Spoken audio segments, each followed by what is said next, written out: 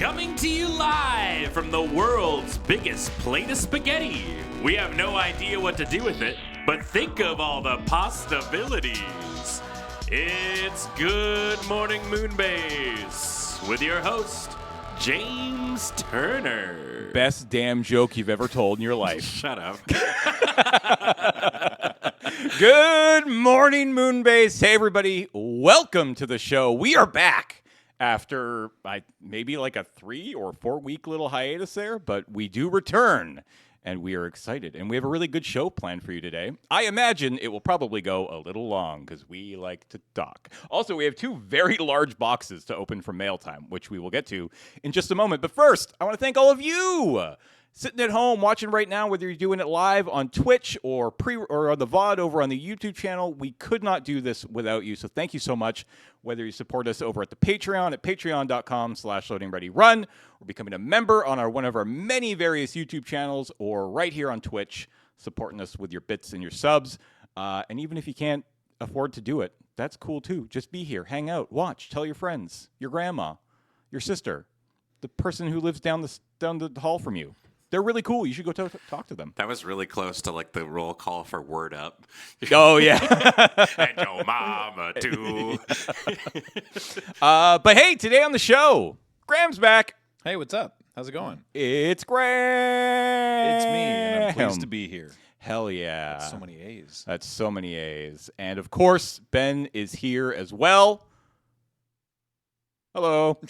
And today on the show, all 3 of us have recently, I guess it's been about a week, but that's recently enough, have returned from various European vacations. We've recovered. Yeah, I'm mostly recovered, I think, at this point, to be honest. But yeah, we went away. We went on little trips and vacations and Magicons, so we're going to kind of dive into that and talk about it, and that, I imagine, will take up a good majority of the show. But yeah, I guess kick us off here. How are you guys feeling after getting back from the 9-hour time zone change? What does jet lag do to you? Because Serge was complaining all night last night about how sleepy he was and how tired he was because, woe is me, he vacationed in the south of France. But what about you guys? How do you handle jet lag? Fine. Yeah, me too. I get sleepy and I just got to stay up till like 8. Yeah. Go to bed. And then go to bed at normal time. And Like my trip home was like I traveled for like 23 hours, walked in the door at midnight, was probably asleep by 12:30, and then woke up at like 8, and I was like, all right, let's go. I didn't have a great sleep the whole time I was away. So when I got back into my own bed at a reasonable temperature, I was just like, out. Yeah. And then I woke up at like 8 the next day, and I was like, cool. Yeah. No problem. I think I was a little sleepy on like Tuesday afternoon, but more or less just fine. I don't know, Ben.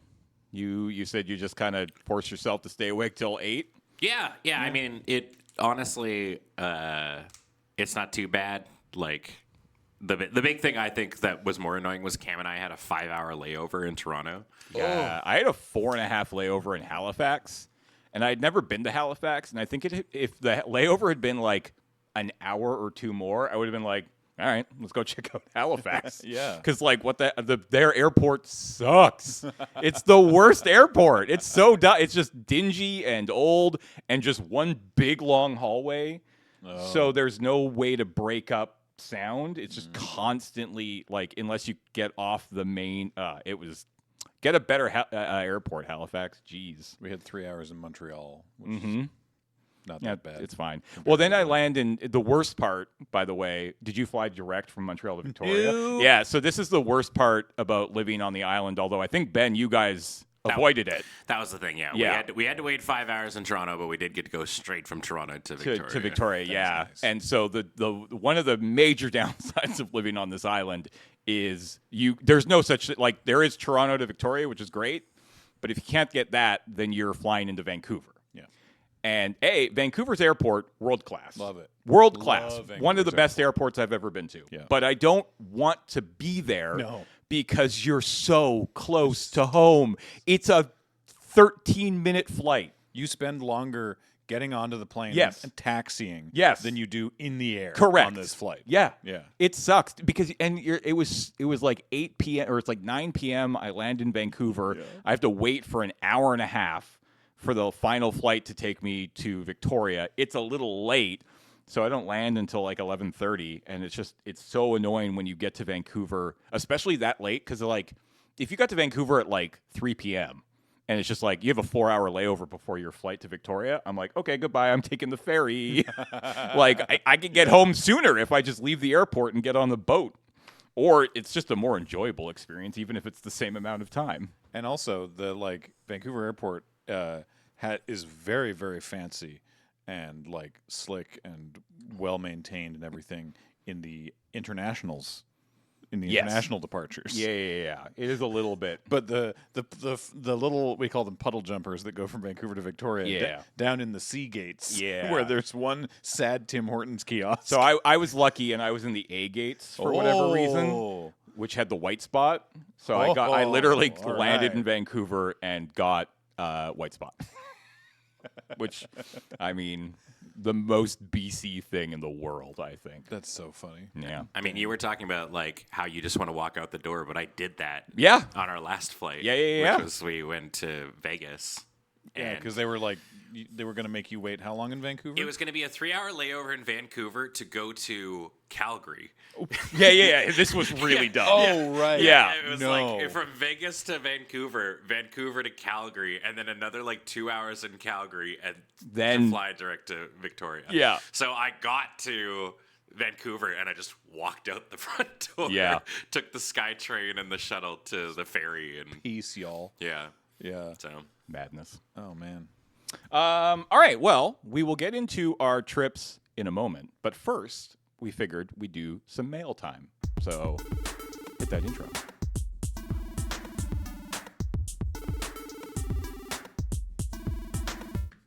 All right. So we got 2 boxes here. One weighs 19 kilograms, according to the chicken scratch on the side of that box there. I just noticed. It does say heavy lured. It does, but even this one is actually like kind of.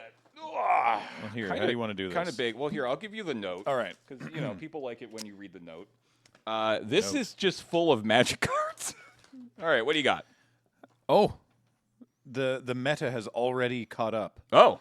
Good morning, Moonbase. Hey! It says, this is my occasional shipment of German foil draft chaff for Benjamin Wheeler, packs for Crack-A-Pack of various languages, and some candy and chocolate for the crew. Also, a small statue I won at a local Riftbound tournament. Oh, yeah. Oh, Ben, look. Look who it is. Oh, what? Man, that Timo looks angry. Longtime fan, keep doing what you're doing. With kind regards, Wii Gamer in chat. If James opens this on Good Morning Moonbase with Wheeler as a guest, please play Stump the Wheeler with one of the packs as a segment. That unfortunately didn't happen, but I'm sure we'll see the Crack-A-Packs later. You don't dictate this show. This is a really cool. I've seen a lot of 3D printed stuff in my life. This is pretty good. Is it 3D printed? It's 3D printed. Oh, yeah. That would be a cool thing to like. I don't know if you need to like sandblast it or something to be able to paint it, but that'd be a cool thing to try to paint. Neat. When All right, Funko gets Timo. back, we'll make him paint it. All right, we got ourselves some fresh, minty things. Ice fresh. Ooh, Um, freshened ice bonbons. This thing's got a unicorn on it. Oh, we had some of those when we were in Germany recently. I was just gonna say, yeah, these seem very, very German. 20% of what? They're vegan too. I'm going to assume this is chocolate. Is that Karl Marx chocolate? I don't know. It kind of looks like it. Okay. Ooh, love these.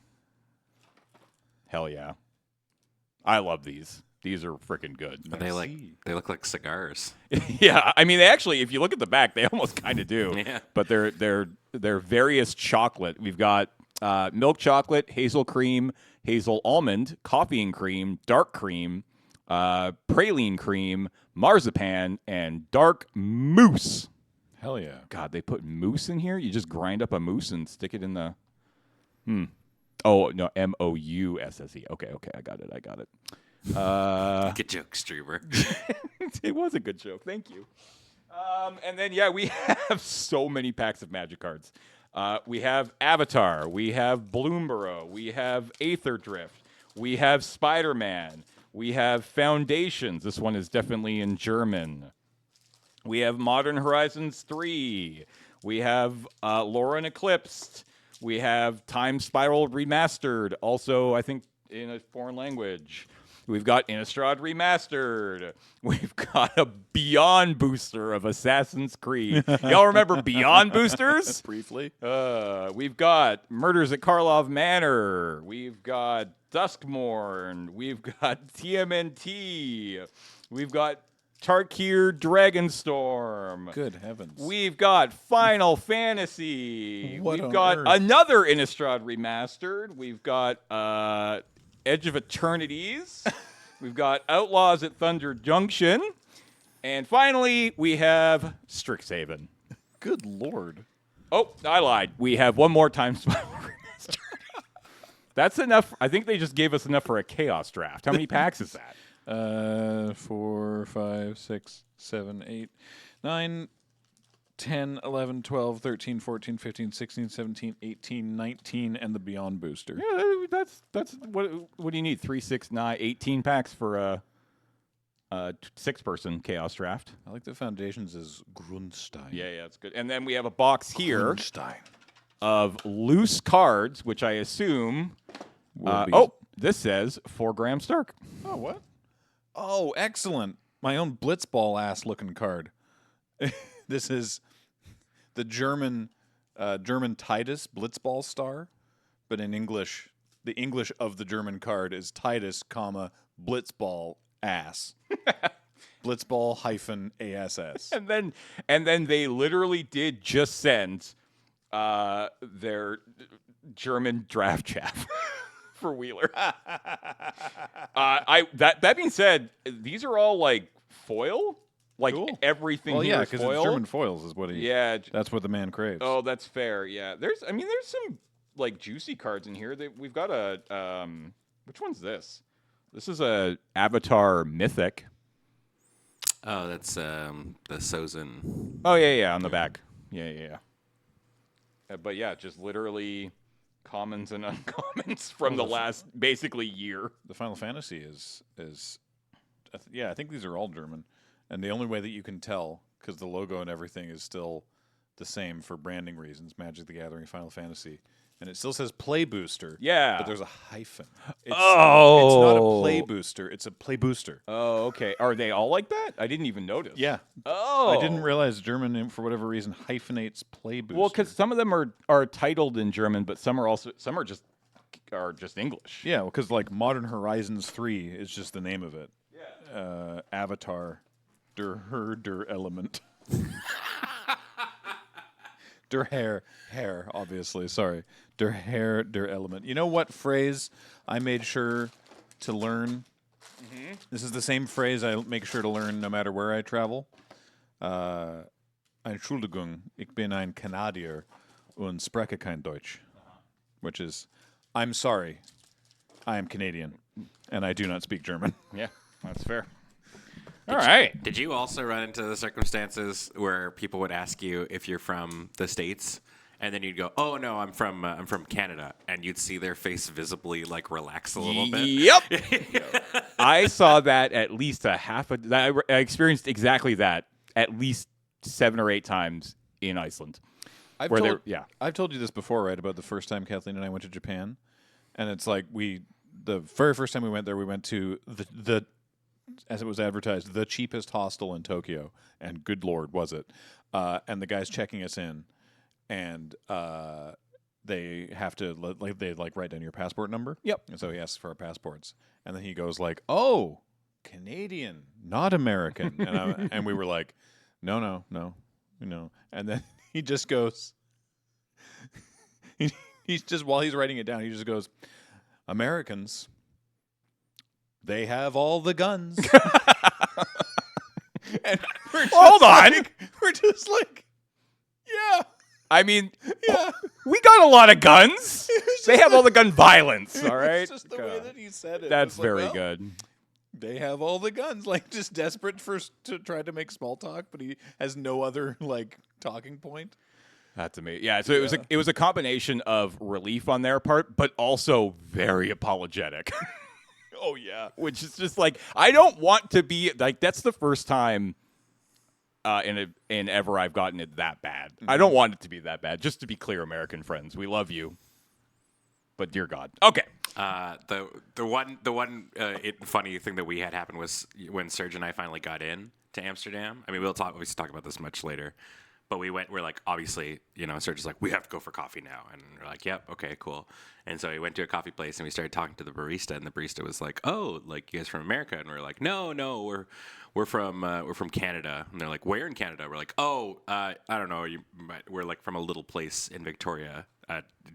It's right beside Vancouver, if you've heard of that. And he was like, I'm from Seattle. And we were like, oh. So we came all this way, and we're still talking to a Seattle barista. Love it. A lot of folks don't know where Victoria is. Even Yeah, though it's the capital of the province, which is fair because I don't know.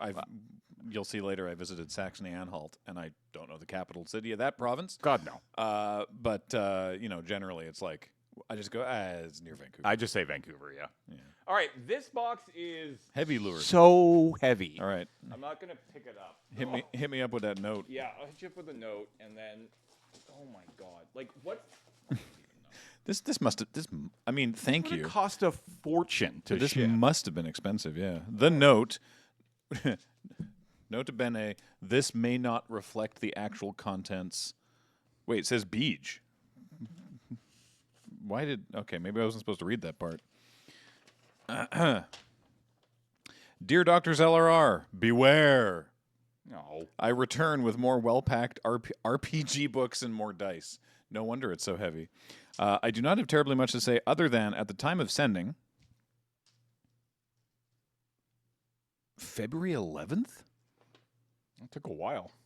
This took ages. That took yeah. Other than at the time of sending, I look forward to Panelist Season 3 and a minor correction in my previous letter where I said I used your videos for showa accompaniment, which was an unfortunate typo of shower accompaniment. Additionally, last time you remarked on my packing procedures, which I figured I would explain were done to ensure no harm can come to the books and or other items I might send. Now, on to the contents. S4 and S5. Is everything labeled? Oh, my God. I don't know. I haven't even dug in here. I got a big... Oh, yeah, it is. Yep. Okay. There's a big bag of dice. Okay, great. So... Okay. Yeah, S4 and S5. These are the other major books in the Scion 2nd Edition role-playing system that I believe... this is from Dennis, by the way, that I believe that Dennis had sent us previously. Everything's wrapped like it's frickin' Christmas. They're very well wrapped. Which I don't hate. Yep. Book. We don't need to go through opening every single one of them right now. Nope. L1 is the core book for the Lancer Mech RPG system. Cool. It's notable that on their own home site you can download a PDF version for players for free that contains all the mechanical stuff they might need from the core book for free. Okay. And then E8 through E17. When Beej said on the previous mail time, now you can play all of Exalted, he was incorrect. Here are the further source books for the 3rd edition of Exalted, the role-playing game. While the sheer number of books may seem daunting, it's important to know that unlike D&D, the characters of Exalted are organized into subtypes. In the 3rd edition, each subtype gets 2 books. A main book and a companion, and each subtype plays differently and has different thematic focuses than the other.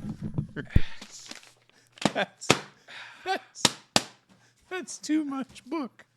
Okay, that's basically, yeah, everything else is just packaging. And then this is 100 D10s for playing, because both those games use D10s. Oh, they take D10 systems? Wishing you well from Dennis. Dennis, thank you very much. Okay, Dennis. That's so heavy. Okay, Dennis. Okay. Not a criticism of Dennis, but I have a slight criticism towards Exalted that every character class needs 2 books. That's ridiculous. I mean, some of them look smaller. But some of them are thick boys. God dang.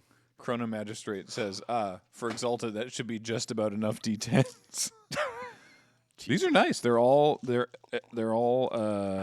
black with different colors of numbers on them. They are some good D10s. Yeah. Solid D10s. All right. Well, thank you, friends. Do appreciate the very large books. Yeah. All right.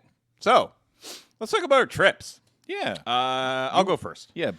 I'll go. You went away. I went away. So we'd both taken like 2 weeks off in July, and we knew we wanted to do something, but we didn't know what, and we left it to pretty last minute, which probably didn't help with the cost, but here we are. I'll start right now off the bat. Iceland is very expensive. If you want to go to Iceland, be prepared to spend a lot of money. Which is fair. It's a tiny island nation in the North Atlantic between two massive continents. Like, I get it. So, but yeah, we ended up choosing to go to Iceland. Serge went there with Olivia and Nadine 2 years ago after MagicCon. Yeah. And so I talked to both him and her over the last basically 2 years, various times about their trip and just talking about what they got up to, and it sounded really cool. I also had a very old friend randomly who I still follow on Instagram go there about 7 months ago, like during the winter, which looks like an incredible experience that would be just infinitely more different than going in the summer. But I don't imagine I'd want to ever do that. It seems like it would be a lot. And then I had an old family friend as well, who's like a golf buddy of my dad's, and they used to work together. Also go, and I happened to go golfing with them like 4 months ago before we had booked and talked to him about it. And so through all of this and just through various research, we decided, let's go to Iceland. And we were going to do it in a way that we basically camped. Like we went there and we rented a camper van, not like an RV, like a van, think van life. It looked like a Dodge Sprint. So yeah, it was a Renault, I think. Renault. Renault, and it was actually, I mean, Ben, there's one photo that I posted of me in that van. If you're able to bring up that one, all the others I don't care about what order they come in. Of you inside the van? Yeah, it wasn't in the zip. It was just in the thread. See. Yes. Just to show you what we were basically living in. But basically the plan was we rented this van starting on Saturday morning, and we had it through Saturday the entire next week, and then the return was at 5 p.m. the following Sunday. So we had almost basically 9 full days with this thing, right? So we were in the van for 8 nights, I guess, right? So the plan was we would fly to, so that is where we basically lived. I like that they have there we go. I like they have a road map. Yes. On the inside of the... Yep. Although I will say I'd rather that was a window. Just as the driver, I'd rather a window that I can shoulder check out of. Was it... But it was like there was no... It wasn't covering a window, right? That was covering like a blank side panel? I mean, there could be a window there, but I don't know if there... I actually don't remember if there was now. Is there like a kitchenette? Yeah, so basically... My feet are up on a little like fridge cooler thing. Yeah. Beside that was little counter space, and then beside that was a very tiny sink that had running water from 2 jugs of water that were in the back. Okay. And then there was like a table that pulled up, and obviously that couch would fold down into a bed, and that's where we slept. There was some extra storage kind of where my right arm there is, kind of leaning it up against where there was like all the cutlery and plates and stuff like that. Okay. And so we basically camped, right? Like, but the plan was we would fly there on Thursday. We were supposed to leave Thursday, fly to Calgary, and then fly overnight from Calgary to Iceland. Oh, right. I remember now. And we were going to land at around 8 o'clock in the morning, Iceland time. We were going to spend the full day in Reykjavik. We had a hotel room, and we were just basically going to do what you always do when you fly overnight when you go to Europe. Stay up as long as you can, try to beat the jet lag, and then wake up on Saturday morning and go pick up our van and go. Unfortunately, the flight from Victoria to Calgary was delayed by just shy of an hour, and our layover was very short, like an hour and a half. And so the way that WestJet works, I guess, is when they see that you are going to probably miss your next flight, they will just automatically rebook you. What really pissed me off about this is we landed and we ran to the gate, and we would have made it had they not automatically changed our flights, because now we're not on that flight, right? We've been taken off the manifest. Oh. And so we got there, and she basically said, go, like boarding pass, go. You like this. I'm literally like, this is movie closing the door. You are truly the last person to get on this plane. And then she's like, you're not on this flight. Because we had been automatically rebooked. I would be We were pretty pissed. furious. Yeah, we were pretty pissed. Pretty annoying. The funny extra part about this is that because Ashley and I booked separately, because she just went to Iceland and came home, and I went on to Amsterdam, they rebooked us on different flights. They rebooked Ashley on the same flight the next day, which makes sense. I guess, yeah. There's no other option. Yeah. Well, there was. This is the other option. I got rebooked on a flight from Calgary to London, where I would have a 5-hour layover, and then get on a flight from London to Iceland and land at 11:30 p.m. on the Friday. Okay. So it would still, technically speaking, get me there the day that we were supposed to be there, but a much more miserable flight experience, right? Like, why would I would much rather just get there on Saturday morning on a regular flight. And luckily, we caught this before we left the airport, because I didn't really think to like dig into the rebooking email I got, because I just assumed that they did what they did with Ashley. And luckily, while we were literally sitting there waiting for our shuttle, I looked at the email and I'm like, oh shit, they have me on a flight in 35 minutes to London. So we had to run back in, find customer service, get me rebooked on the flight the next day. They were very nice. The lady is always nice. This is the thing about most airlines, or really any gigantic corporation. The people who work there are generally lovely people who want to help you, right? So she was great. She got us rebooked on the same flight. She upgraded us, which was really nice. Nothing like fancy, just a little bit extra leg room and bigger seats. Not going to complain. And so instead of getting there on the Friday and having a day and sleeping and then getting our van, we literally landed, went straight to the car rental place, picked it up, and started driving. Oh, wow.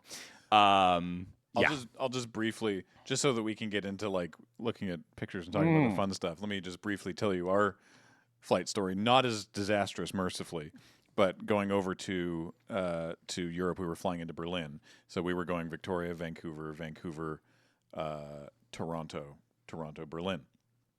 And the Victoria, Vancouver flight got delayed. It's like, that's fine. We have like 2 hours in Vancouver. And then it got delayed again. That's okay. Then it got delayed again. And it's like, that's a little tighter of a connection than I like to do. And then it got delayed again. And it was like, well, we're going to be running, but we can make it. Then it got delayed like twice more. And I'm like, okay, so we just can't make it now. Yeah. And I was flying Air Canada. They rebooked us. Annoyingly, we were supposed to be flying, it was Victoria, Vancouver on Air Canada. Then it was, it was Victoria, Vancouver to Zurich direct. Then Zurich to Berlin. Okay. And the Vancouver to Zurich was... That's a long flight. It was supposed to be on Edelweiss Airlines, which we've flown before and was lovely. Yeah. And then Zurich to Berlin was on Swiss. And they're like, well, you can't make that now, so we're going to rebook it. So it's Victoria, Vancouver to London on Air Canada Rouge. Yeah. And then London to Berlin on British Airways. Hooray! And boy, British Airways sucks shit. I've heard that. Every other plane I can handle. British Airways, just sitting normally, rubbing the knees. And I'm like, this is unacceptable. Yeah. There's just not enough room. Anyway, we got there and we landed like 4 or 5 hours later than we were supposed to. So our first day in Berlin was not as relaxing as we had hoped because it was basically just like find a place that's open, grab some like sausage rolls, ram them in our face, and fall asleep. As opposed to like having a relaxing afternoon, evening. But it all went okay, and we didn't have to spend the night in Calgary Airport. Yeah, the staying the night in Calgary kind of sucked, but I mean, it wasn't the worst. It wasn't the worst. Yeah. We got to Iceland Saturday morning. We picked up the car and we started driving. And so the way that you generally experience Iceland, I feel like I noticed there's like two kind of ways you experience Iceland. There's clockwise and counterclockwise. Well, there's the big trips and the small trips. Okay. There is that too, and I'll get to that in a second. All right. But there's people who will go there for like the 2 weeks and drive around the entire island either way. Or there are people who will, especially from Europe or maybe Eastern Canada, which is, much shorter flights than coming all the way from Victoria. They'll go there for the weekend. Oh, wow. Right? They'll go for the weekend and they'll do what's called the Golden Circle, which is it's like 5-hour drive, maybe not even. It's very funny because like the entire drive around the island is about 18 hours, which for me is literally nothing. Yeah. And I think for anybody this is a big difference between North American and European driving culture, is that I heard many Europeans, mostly Germans, constantly kind of not complaining, but just sort of remarking on how much driving this was. And I was like, you guys, come on. I've done 18 hours in a day. Yeah, get from here to GP Calgary. Yeah. It's like, 15 hours to do that. And it's just very funny. So like every day was just a couple hours of driving. But yeah, so people either come in and do like a 3-day weekend in the Golden Circle where there's just a bunch of stuff to see. The geyser and a bunch of waterfalls and some gorgeous towns. And that's all Iceland is. It's just constantly looking at gorgeous landscapes and waterfalls and lava flows and icebergs and glaciers and stuff like that. Or you'll do the full circle. And the biggest piece of advice that we were given was go counterclockwise. Okay. Because clockwise is actually the most popular way of doing it, because the majority of the like really incredible sights and scenery is on the southern part of the island. And so most people like to go the clockwise version so that they are experiencing all that glory and wonder at the second half of their trip rather than the first half of their trip. But because if you go counterclockwise, you're not going with the vast majority of people, so you're not constantly getting stuck in caravans of cars, which was really nice. So we started driving, and every day was kind of the same thing. We would wake up, we would make like yogurt and berries and granola and instant coffee in the van. Hell yeah. We would be on the road by like 9 a.m., 10 a.m., and we would spend about 8 to 10 hours, depending on the day, driving 2 to 3 hours. Because it was basically you would drive for 20 minutes, you would get out, and you would look at the most incredible waterfall you've ever seen. Then you would get back in the car, you would drive for another 45 minutes, you get out, and you look at this incredibly cool lava flow like scenery. You'd drive for 30 minutes, you'd get out, you'd walk 30 minutes, and you'd see another incredible waterfall. And that's like the gameplay loop of Iceland, at least for us, was like take 10 hours to do 2 hours to 3 hours of driving and just stop every, 30 minutes to look at something incredible. Like as we went, we placed pins, like you can place pins on like Google Maps or Apple Maps to like show where you've gone. And so it's just like ... all the way around the island, which was pretty cool. And yeah, it was just constantly, it was very similar experience to Switzerland a couple years ago, where it's just like you're constantly seeing incredible sights, all while driving in some of the most scenic landscapes you've ever seen. I assume what I felt when I went to Iceland is how people feel when they come here. Mm-hmm. When they come to Vancouver Island, or just generally the Pacific Northwest, maybe they're exploring, the Rockies and they're in Banff, or they're on the island and they're in the wilderness or wherever. My assumption is that people who come here and experience that, it's the same experience that I felt while I was in Iceland. And in that regard, maybe if you are looking to experience something like Iceland or the Pacific Northwest, I'd vote come here first. It's going to be a lot cheaper than going to Iceland. And I think for people who live in this part of the world, I think going to places like Iceland, like Switzerland, is cool because it does give you that experience that you don't get at home anymore, right? Because you're so, I don't know, dead inside, and you're like, yeah, I live here. Whatever. Yeah, it's pretty, but this is prettier. So yeah, I took a bunch of photos, and if we want to start bouncing through those, we can take a look. The one thing I will say about, look at that horse. My horse is amazing. Wow. Literally one of the first pictures I took. I will say this about Iceland, and as a avid... Sorry?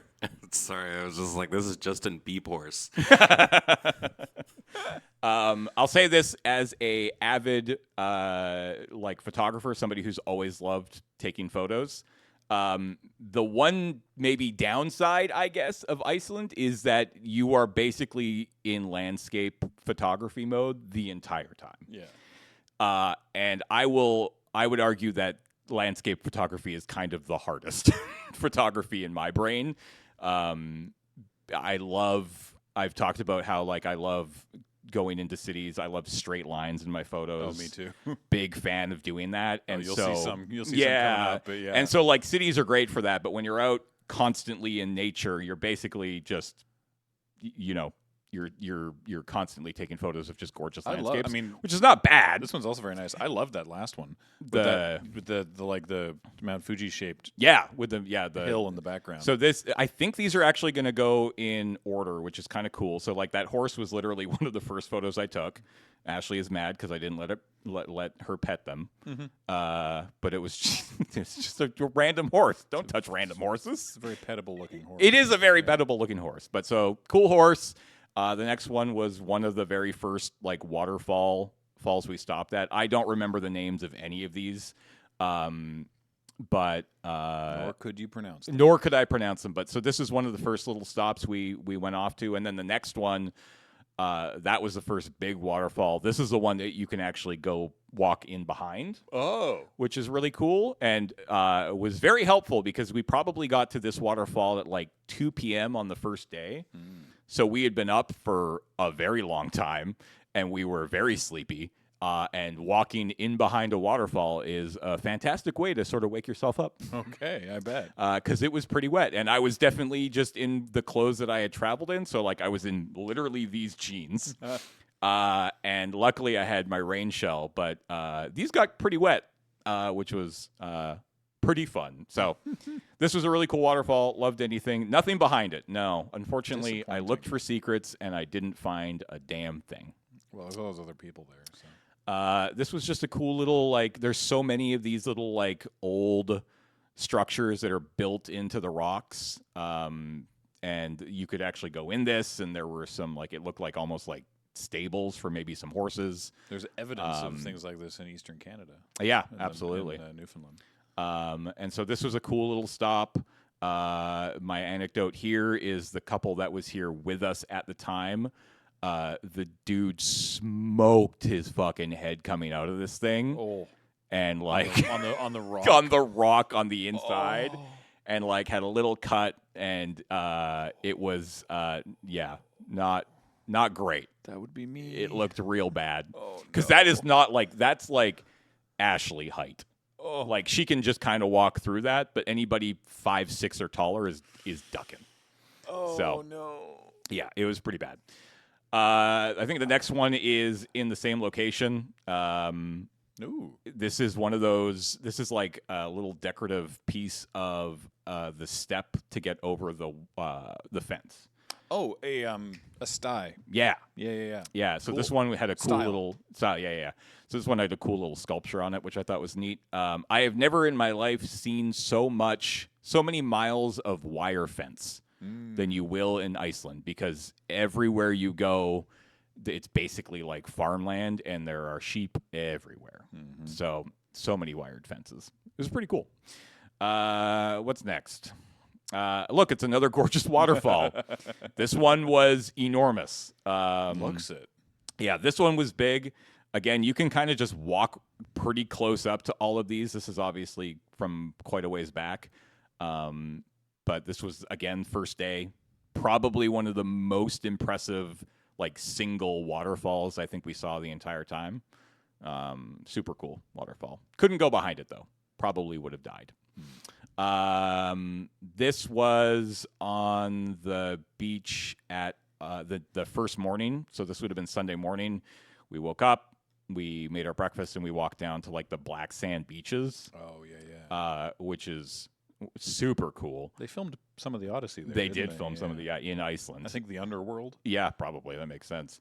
And so, yeah, this is just Sunday morning out for a nice little walk on the beach. That the one thing I do love doing, and you'll see another photo, is I love the big landscape with a single subject. Yeah. In it. This is great. It's classic. It's easy. I love the I don't know, spray or mist. Yeah, there's some mist coming. Whatever. Yeah, there's still some mist. This is gorgeous. Yeah, I like this one a lot. Next one is, so if you were looking down the beach, this is literally turn around, and the just a massive cliff just directly behind me, and there were some guys out there paragliding. What a great moment. This is such a good photo. This is my favorite, maybe my favorite photo because of the symmetry with the two birds on the left and the two paragliders. Yeah. God, that's what luck. Yep. Probably one of. If you zoom in, there are other birds viewable. Like there's other birds like visible up with the other birds, but those two were just close enough that they really popped out of the frame. So I was very happy with this one. Excellent. Yeah. Oh, fun. Classic red top church. I mean, there's there a lot of those? So many of these churches. So many red roofs, which I discovered is a practice to basically make the winter less gloomy. They paint like most houses and most buildings had either blue but primarily red roofs. And yeah, they do it so that there is color in the winter. Smart. In the very, very long winters. Smart. Yep. That's a really good idea. Damn. And then, so this is like the classic, single steeple, A-framed church. This is the same city. I see it's all corrugated so that the snow slides off. Just slides hopefully. off. Yep. Yeah. It was super cool. Nice. Yoda Cave. That's literally what it's called. Really? It is literally called the Yoda Cave. Because I don't know if you can make it out, but it kind of looks like Yoda. Yeah, it does. Yeah. You might have to squint, but you'll see it. It looks like a Yoda. That's so funny that it's called that. Yep. I I have a picture of the sign. I wonder what it was named before the 70s. Yes, right? Because it had to be named something. Star Wars Empire Strikes Back comes out, and they're like, finally, we can name this cave. But this was kind of a cool spot because, at least with the vehicle that we had, we walked this direction down the beach to the point basically where you can't go any further. And it was like about as close to the southernmost point of all of Iceland that we were able to get to, which was pretty cool. Pretty cool spot to be. Yoda was named after the cave.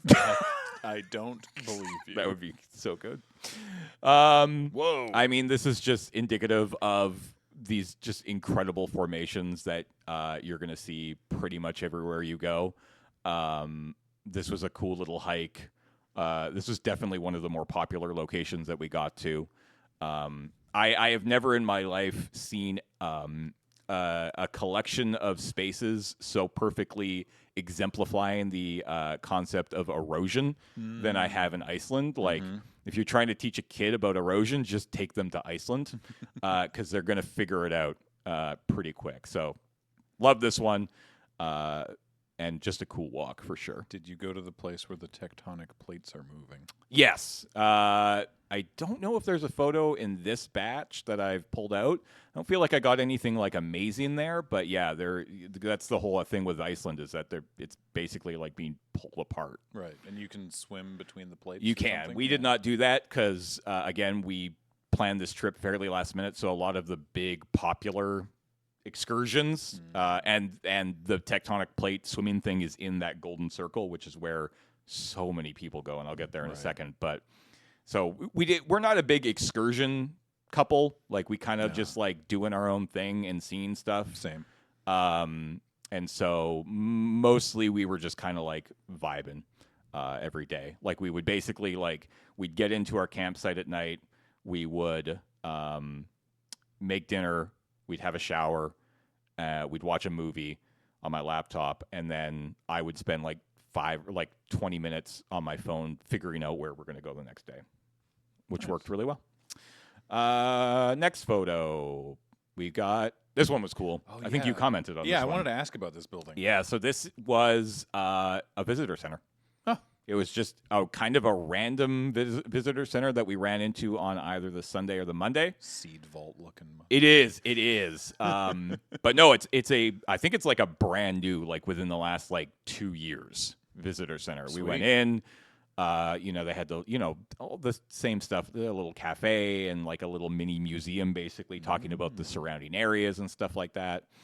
But mostly I just kind of loved it for the photo opportunity. And this one turned out pretty good. That's good. Did you ever see Ex Machina? Yes. Yeah. Looks like the place where that guy lives. 100%. Yeah. All right. Look at that. Another one with the single subject in the frame.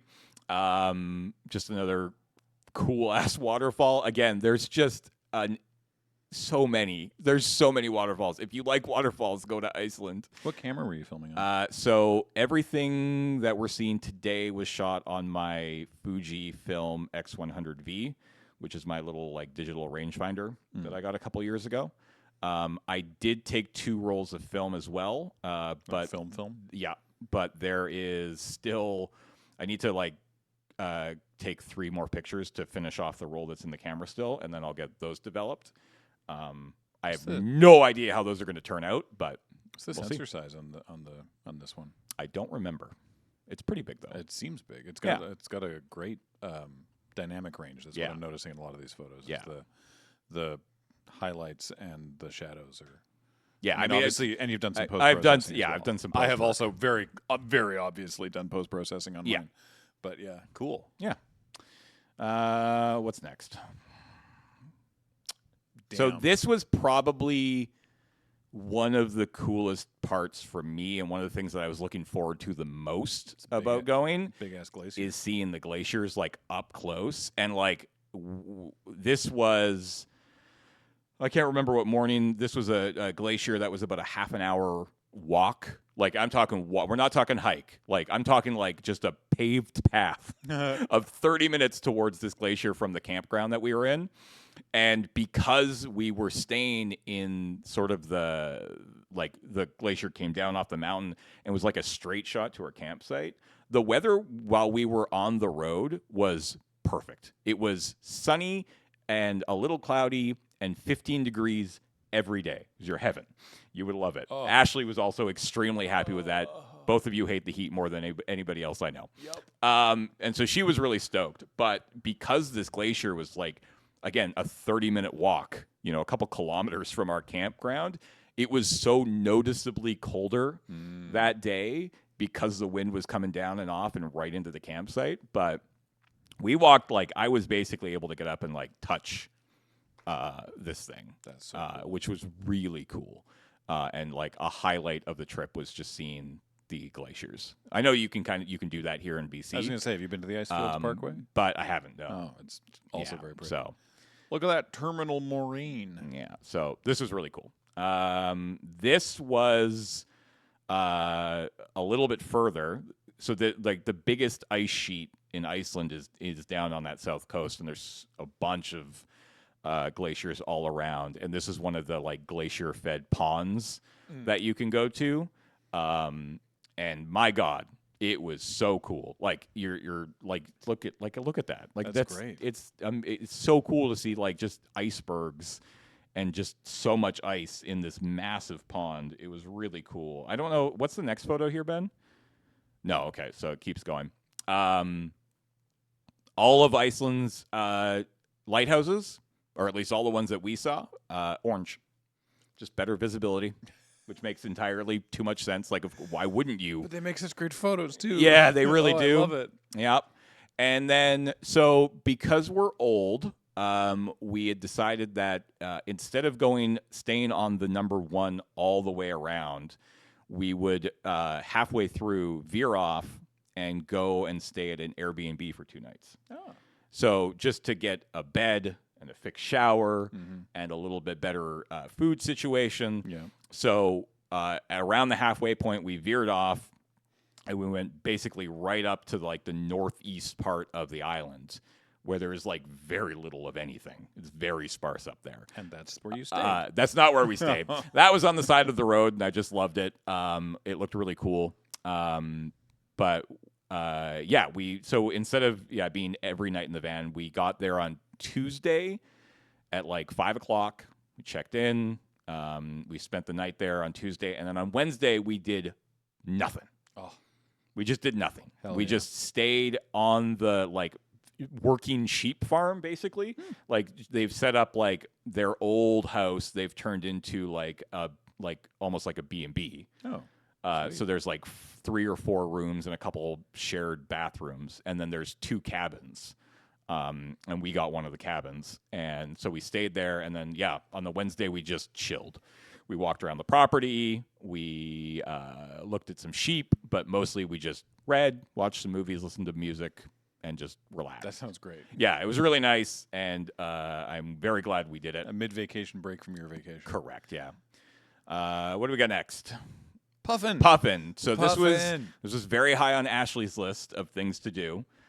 Was to see the puffins, and we were very prepared to, if we didn't see one out basically in the wild, when we got back to Reykjavik, there is numerous tours that you can take where, you get in a boat or you get in a van and they'll take you to puffins.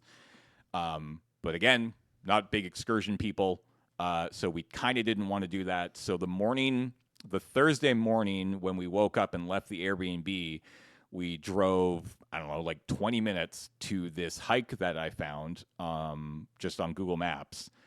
And we got there, and there was nobody else there.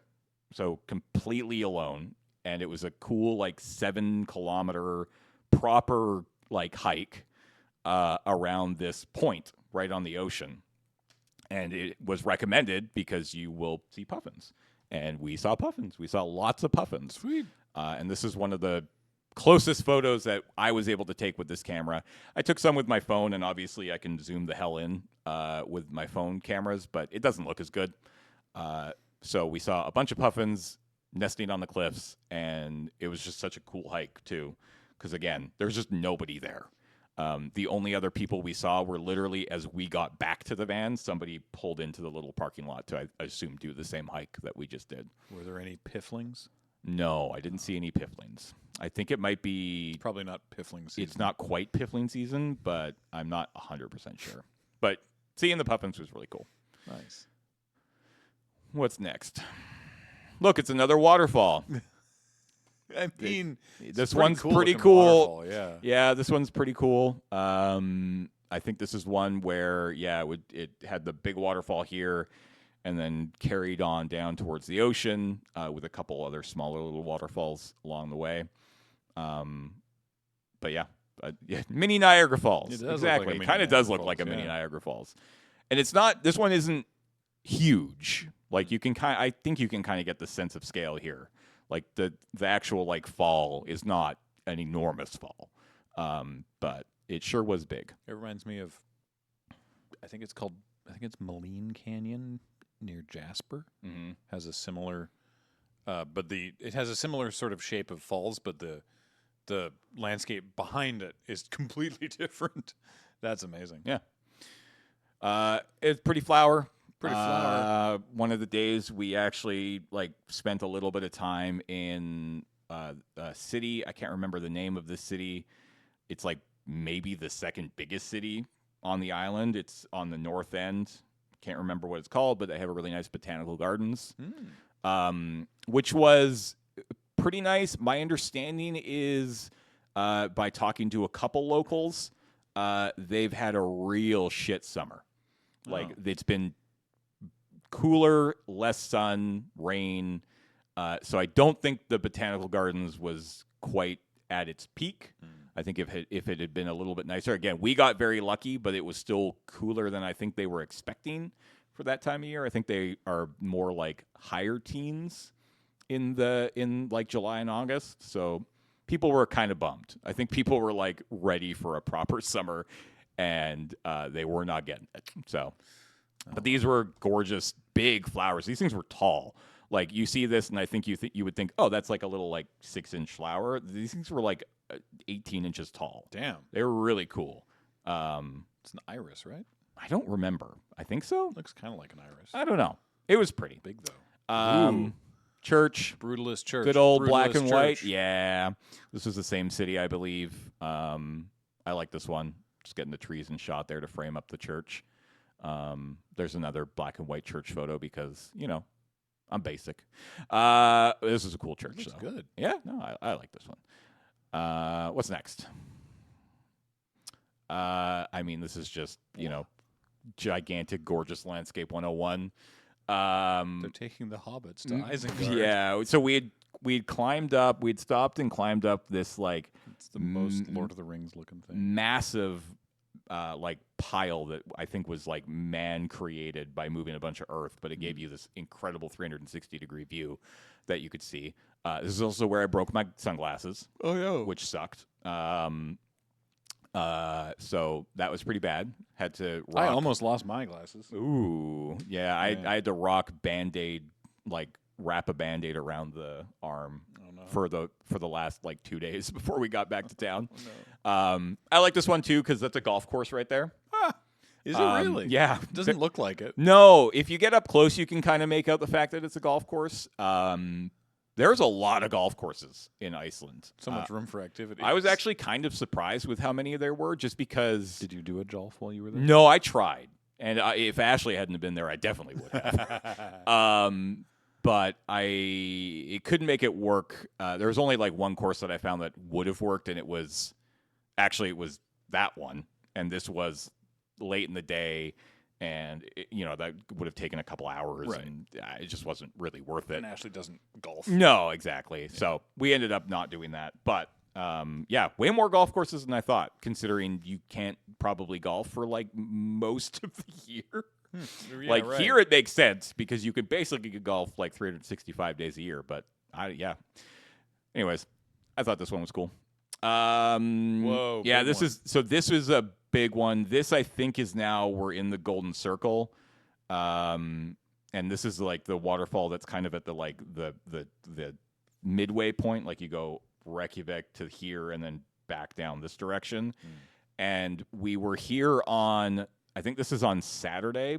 If you ever do this trip, never try to avoid this part of the island during the weekend because it's just chock full of people. And after 7 or 8 days of like nobody, basically, like obviously there were people in the campsites that we stayed at, and there were people at the waterfalls and sort stuff of feel like like that. you're the only people there. Yeah, but then when we got to this part of the island and this part of the trip, it was just everywhere we stopped was just madness. The parking lot sucked. There was too many people. Go on a weekday if you can, is what I'm saying. Like fly in on like a Monday, do the Golden Circle on like Tuesday, and then get the hell out of there and do the rest of the island would be my number one. But this waterfall was incredible. And you can see on the sort of the middle left of the photo, that's like a viewing area. There are actually those are people out there. And so and then it goes even and then deeper you can go down, in the middle ground. Okay. Yeah, it's pretty cool. So we went out there and got a little misty, but it was pretty cool. Big church. This is actually in Reykjavik proper. So we spent most of Sunday and Monday kind of exploring this part of town, which was really cool. I like how both of the churches, they're still inarguably Gothic because of the arch detailing on the windows there, but they're also brutalist. Yeah, like both of them are like different interpretations of the same like mashup of architectural genres. That's really interesting. Yeah, this one was way bigger. It looks huge compared to the other one a couple pictures ago. This one was a mighty thing. Did you go inside? No, there was a gigantic ass line. Oh, okay. And because I'd just be really curious to see how the light looks on the inside with those windows those vertical windows of the thing. All right, next one is right. I just like this little street art. I thought this was kind of cool. Oh, that's fun because those are like electrical boxes Yeah, or whatever. exactly. Oh, neat. And also the artist tagged them Tonalist, which is very similar to Titleist, the golf brand. Yeah. Like in that cursive font. Yeah. So like I thought that was kind of funny. And this was like right outside the hotel that we were staying at. And I think that was the last photo that I posted in the original dump of 20. And I think there's 5 more now. Did you put more in it later? No, there should have been 25 in that whole folder. Notice these are ones that he posted publicly on Instagram, but you should have gotten I'd 25. seen a couple of, obviously. I think this is my last one, but from you. Really? Yes. There weren't 25 in that zip folder? 1, 2, 3, 4, 5, 6, 7, 8, 9, 10, 11, 12, 13, 14, 15, 16, 17, 18, 19, 20, 21, 22, 23, 24. 20. That was 25 photos. Oh, okay. Maybe they just weaved themselves. Oh, yeah, I guess they did just weave themselves in. So there were a couple there that if you had seen my photo dump on either Blue Sky or Instagram that I made like a week or 2 ago, there's 5 new ones in there that you saw. So hope you liked them. Sweet. I had to update my Blue Sky Because we did. We got them all. Yeah. Yeah. Nice. The like being able to add 10 photos is a new feature. Oh, okay. So I was looking at your thing and you were like, here's some photos. Iceland photos 1, Iceland photos 2, but no photos. Oh. And I was like, that's weird. Is it like a media thing? Because I'm like on cellular roaming or something, or I don't understand. And people were responding, being like, whoa, these look great. And I'm like, like, why can't I see these? So I updated Blue Sky, and then they all just appeared. Oh, okay, yeah. cool. So yeah, that was great. Yeah, I mean, it was a very cool experience. It was basically camping. I honestly think that if you're a fan of the outdoors and camping, that Iceland is definitely somewhere that you want to go. And so yeah, we got back in on Sunday. We returned the van, and then Ashley was in Iceland until Tuesday morning. So Monday we just kind of went out and explored like Reykjavik proper, and went out for food at a local pub on the last night. And then she left early Tuesday morning. Like I walked her to the bus stop at like 5 a.m. to get on her flight home. And then I went back and got some more sleep, and then woke up and had an entire day to myself because I didn't leave until the following day at like 5 o'clock at night, like 5 in the afternoon. Oh wow! Because there aren't that many flights from from Iceland straight to Amsterdam. Oh, but you've had a direct. Yeah. Nice. So I flew direct from Iceland to Amsterdam, but it meant that I had to leave on Wednesday. If I could have left on Tuesday, but it would have been several more hours of flying and more expensive. And I was like, nah, screw it. I'll just stay here. So on the Tuesday, I just kind of explored because we'd stayed like by bus 30 minutes south of like proper downtown Reykjavik. Mm-hmm. A, because it was cheaper, and B, because it was available. Again, we booked everything pretty late, so things were slim picking. And so I got I got Tuesday all by myself, and I realized when I woke up, I was like, this is the first time in my entire life that I am in a city where I do not know a single person. I have never been in that situation before, because every single time I have traveled, even if I'm not with you guys, I'm still going somewhere where I probably know somebody. Like either it's a convention or I'm visiting friends, or even if it's not someone who lives in the city. It's like you go to Amsterdam, you don't necessarily have a friend who lives in Amsterdam. But I know a bunch of people who are here. Yeah. But Ashley left, and I woke up and I'm like, oh my God, I'm all by myself. I'm scared. Alone in Iceland. Yeah. But I just explored that area of town. I found a really cool record shop, and just hung out in there for like an hour. I walked in, and he had literally just started playing Nirvana Unplugged. Nice. Which is great. Great choice. And it was a really cool shop. And I picked up a couple 45s. That's what I sort of try to do when that's what I did when I went to Europe 2 years ago, is I got 2 records from each of the countries we went to, like 2 like 45 singles, because they travel much easier than a 12-inch. I was gonna say, yeah. So I grabbed 2 of those. I actually listened to them when I got home. They were cool. I knew nothing about it. I basically just went up to the guy and was like, grab me 2 from this bucket of Icelandic music. And he's like, okay. And he picked me 2, and I'm like, great. So I bought them. Have you listened to them yet? Yeah, I listened to them when I got home. They were very like, sort of like, I think they were both recorded in like the 70s and kind of like yacht rock ish, I would say, like easy listening. But they sounded really cool. I really enjoyed them. But yeah, I kind of just hung out, killed some time, wandered around, got some food. And then on Wednesday, I flew to Amsterdam. Yeah, he either gave you good music or ones they haven't been able to sell. Yeah, probably. Yeah. I do not envy people who, I mean, things are expensive in Iceland for sure, but good Lord, record collecting is not a hobby that would be easily doable. Like records there are about 60% more in terms of cost. Like Lord. Here, I mean, records are in general just gotten very expensive over the last couple of years. But like, if I want to buy like a new record that just came out this week in Canada, it's probably going to cost me about $40. There, it's like 75, 80. Everybody there gets paid more, obviously, because the cost of living is quite a lot higher. But yeah, it was a good time. So sweet, great trip. Highly recommend it. And if you have any questions, let me know. Hit me up on Discord or whatever. I'm happy to give you advice for driving around. Iceland. Nice, it's a cool spot. I also did a little vacay before MagicCon Amsterdam. I did record a bunch of video, and I'm putting together some kind of vlog. It's gonna be a little different in style, I think, to the ones I've done before. So this is sort of a preview. You may find some repeated information here, but enjoy. We did the last MagicCon Amsterdam. Kathleen and I did something very similar where we went to Berlin first and then did some videos with Card Market. Yeah. And then went to Amsterdam. And we did that again, but this time we took Penelope with us because if I have an opportunity to get her traveling, then I will take it. Mm-hmm. And so basically, Card Market was like, we will offer you this modest fee to appear in the videos. And we were like, great, that's now budget for this trip. So let's do that. The trick was that last time we did like Card Market and then immediately Amsterdam. Yeah. And this time they were like, we can't do that again. We can't. That was bad for us. Yeah.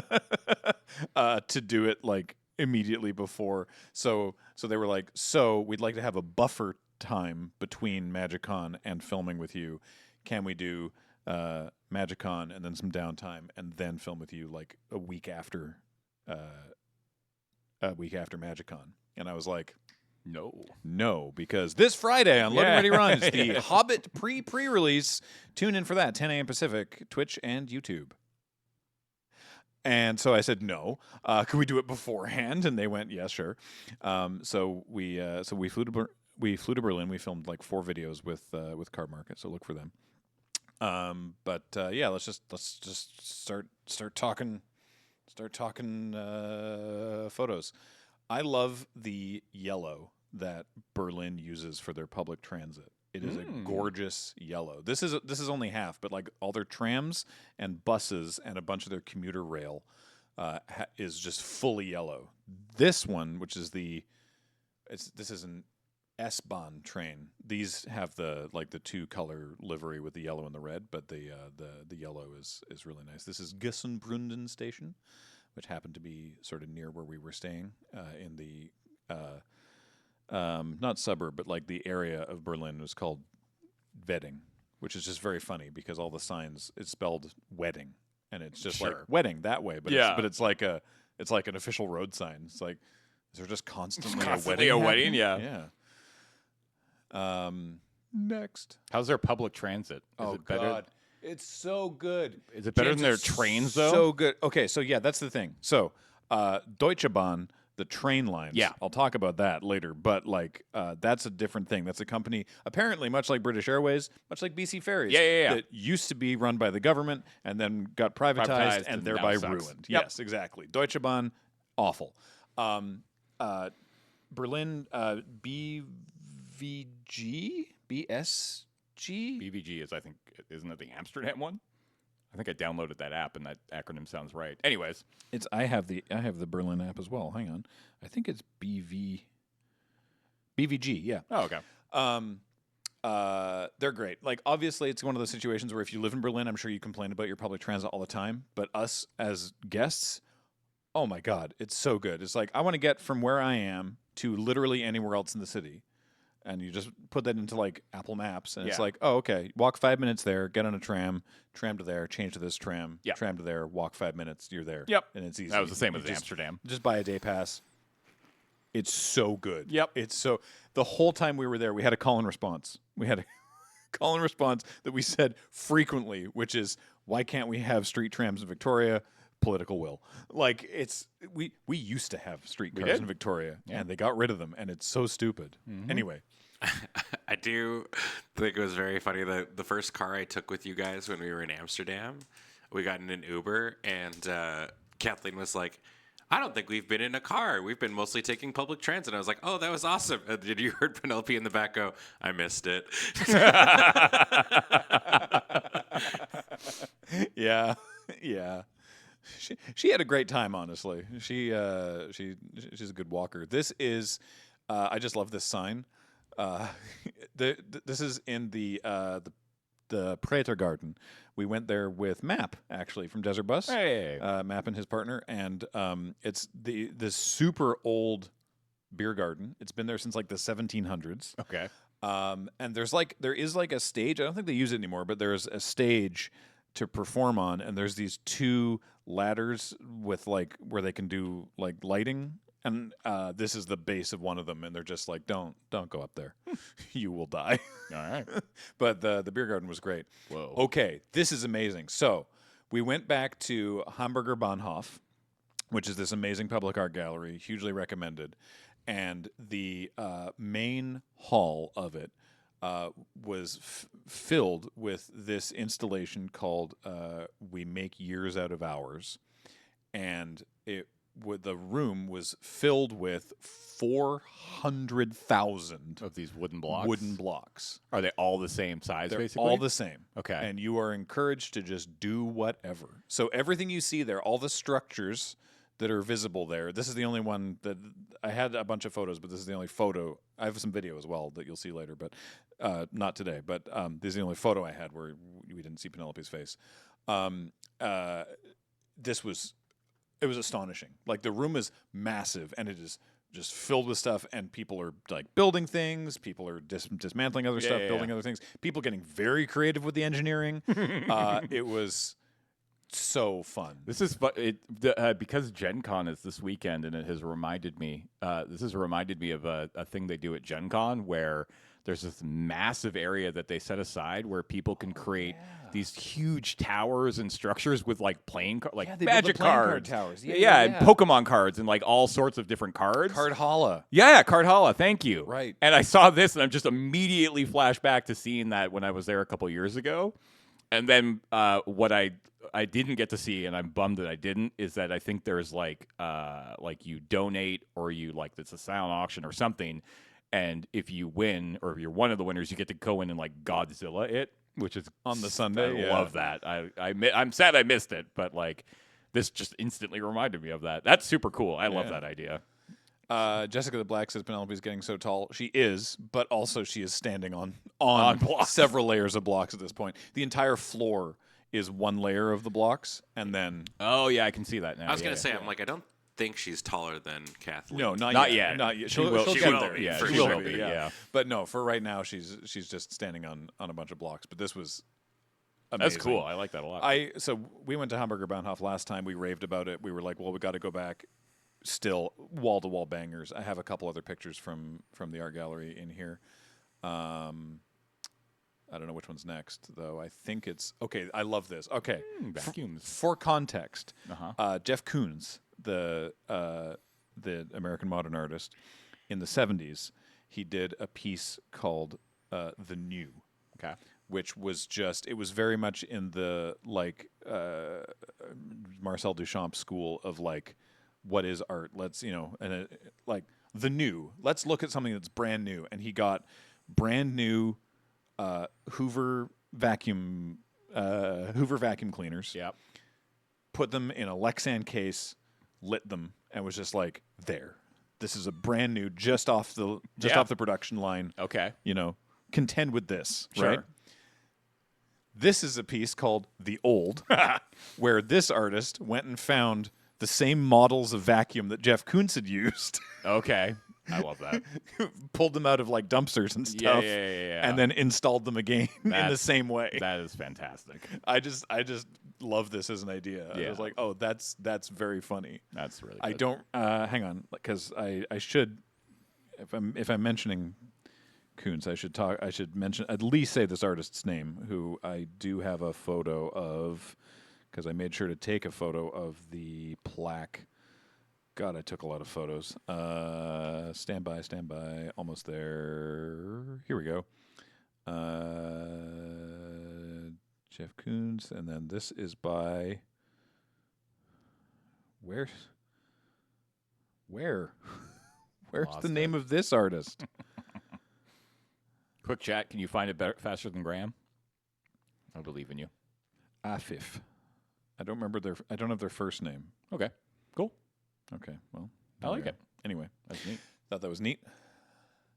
I don't remember which one's next. Owl. Oh yeah, so they have, man, Europe in general, but this was also true of Australia.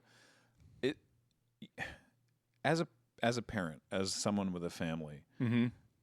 you don't notice how, frankly, hostile North America is to the notion of families and children until you travel and see how fucking normal it is to have a family, how normal that is treated everywhere else. Yeah. Right? It's just like, yeah, obviously people have children. People are not required to have children. If you don't want to have children, that's your thing. I am not someone I'm not that kind of person. But lots of people have kids, and in most places, it is treated like, yeah, obviously. Yes. Here's a place for children. So there are playgrounds, or Spielplatz, all over Berlin. There are parks everywhere. And it was just really, really great. This particular playground was cool. It had 3 of these wooden owls to like ward off pigeons, I think. Cool. But yeah, it was just really, really nice to be like, we'd be just walking around a lot, and Penelope's like, "Oh, hey, a playground. Can we check out the playground?" Like, sure, And like around like 6 p.m., all the parks are just filled with people, filled with families. Yeah. Because it's just like, yeah, we've had dinner. Now we're just going to go to the park for a little bit, hang out. It's a lovely evening. The kids run around and play, and then eventually we go back to our. Blame the American dream, Graham. Blame the American dream. I do frequently for lots of things. That's why we're here. This is. Hang on, I want to get the name correct, because this is typically referred to as the Holocaust Memorial, but specifically it is the Memorial to the Murdered Jews of Europe. Okay, that's the name of it. We'd never been there before. We didn't go there last time, and it was so much more impressive from a design and architectural standpoint than I had been aware of. Each of the columns there it's a stele, as they're called. It's a term for column. So what you can see from here is that they sort of there's hundreds of these. And they sort of like go up a bit in the middle. Okay. Right. So there's like if you're standing at street level, which this is, they're quite low to the ground. You see in the foreground, and then they get higher and then they get lower. What you can't see from street level is that when you start walking between them, as you're encouraged to do, the street level goes down. Oh, okay. And so once you get inside them, Yeah. we get to the next photo. They're so much higher than you. And the ground Whoa, is cool. purposefully designed to undulate. Yeah. Like it goes up and down. And once you get down in there, it's incredibly disorienting. Huh. It is imposing and disorienting and very affecting. Huh. It is really, really cool design. Because from a distance, you're like, oh, okay, yeah, just sort of, it's like a bunch of stuff that does that. And then you go down into it and you're like, Oh shit. I don't know how to, I don't know how to get out of Yeah, here. I don't know where to go. Yeah. Huh. It's really, really Is it pretty cool. quiet in there then too? 'Cause, Yes. like, yeah. Oh yeah, there was a couple tourists. There was like a small group of tourists, and like two of them were like, "Ha ha ha, Marco," like they were trying to do like Marco Polo, and someone with them was like, "Hey, respect." Yeah, that's not where you play Marco Polo. No, these were like I don't know, like maybe like older teens or whatever, but one of them, Yeah, was even like- was like, "Don't you fucking do this." Hell yeah. Yeah. All right. No, it was amazing. Speaking of bad decisions, so we went to the museum of the computer museum, or the what was it? The computer game museum, basically a museum of video games. All right. They have a permanent installation, but they also have, this is their current special installation on the N gauge. That's why it's shaped like that. What? Those are all the games that were released for the N gauge. Oh my god. They have them. They have a bunch of them there. You can play them That's- on N gauges. That's kind of incredible. Remember Side Talking? Yeah, man. Oh my god. Look, I'm just glad that someone is archiving this. I mean, yeah, that's So they had oh my god. They had walls and walls of different video game systems, computers. They had like an original Pong where they had like you could just see the cart, not the cart, the circuit board that was running it. Yeah. They had a Commodore, obviously. They also had to make everyone feel really old when it's like, hey, your childhood is now a museum exhibit. Sure. Yeah. They had like 4 or 5 of these little like pods, these little dioramas of like different eras of home gaming. Mm-hmm. So they had like an Atari room. I believe I have a photo here of the Commodore room. Yeah. Oh, that's adorable. Yep. So it's like an attic, and there's a Commodore 64, and they have like the disk drive and the tape drive and the thing, and the books and stuff, and then the next one over was like which I don't have here, but it was like a like a Nintendo and like a poster for Star Wars, and then the other one was like a PS2 playing like That's cool. running like Spyro or something, and I was just like, oh boy, Oh god, I'm old. Yeah. yeah. So that was pretty funny. Cool. And then that's the TV tower in Berlin. It was built in the 60s in eastern Berlin, the GDR at the time. It's still the tallest structure in Europe, I think. I think it's the tallest structure in mainland Europe. And I took a bunch of different photos of it, but I picked this one because I like the visual of it through all the cable cars, Yeah. all the tram lines. The tram lines, power lines, the bane of a lot of photographers. But I love it when you can make it work. There was so many here. I was like, this is now clearly intentional. Yeah, exactly. It's when there's like that, just like 2 strands going through Yeah. your otherwise perfect photo, and you're like, God damn it. Yeah. But when you're presented with an ability to sort of incorporate them into the photo, I love that. So Yeah. that's cool. Yeah. Then I think right. Last one I think from Berlin is we found this abandoned school. That's cool. Speaking of Orange, I have a bunch of other photos of it, not here, but this one we found just walking around, just found this abandoned building from the 1970s. I looked it up later, found out it was a school that was built in the 70s. It's all rounded and orange and looks phenomenal, and it was closed in 2012 because of dwindling attendance, and then they were like, and we're definitely, like the municipal council is like, and we're going to find a new use for it, And never did. and just haven't yet. Could you get in?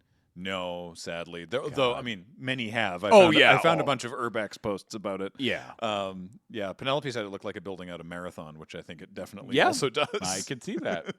I So. could see that. Very cool. So then, because we had extra time, Yeah. because Card Market wanted that buffer, we had some downtime between Berlin and Amsterdam. We could have stayed a night. We should have just extended our stay in either of those places.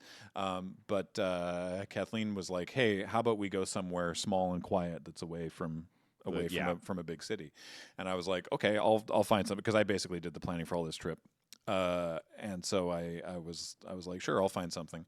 And this is sorry, Genie M says Bremen. No, it's very funny. Bear with me though. So when we did the family trip to Barcelona, we went to a UNESCO World Heritage City.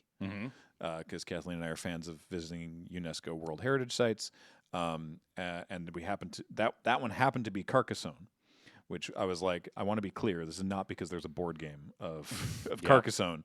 It just happens to be on the way, and it works out really well. We believe you. So this time, I was like looking for a UNESCO World Heritage City.